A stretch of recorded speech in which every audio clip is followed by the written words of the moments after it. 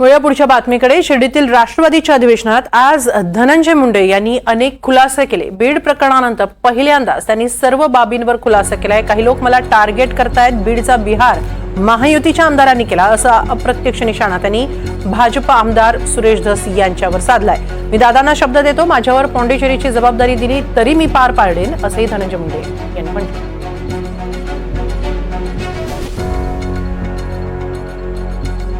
धनंजय मुंडेंच्या भाषणाचे मुद्दे पण पाहतो आहोत। मला टार्गेट करण्यासाठी काही लोक एकत्र आले आहेत। फक्त बीड नाही तर अख्ख्या मराठवाड्यात सामाजिक सलोखा बिघडला।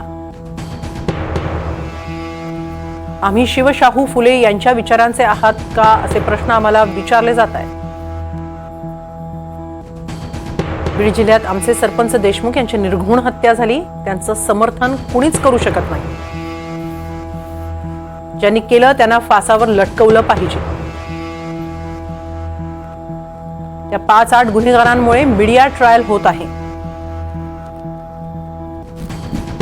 बीडचा बिहार झाला, कुणी केला? आपल्या महायुतीच्या आमदारांनी केला। 12 ज्योतिर्लिंगांपैकी परळी एक आहे, मात्र एका गावाला आणि एका जिल्ह्याला बदनाम केलं जात आहे, असंही धनंजय मुंडे म्हणाले।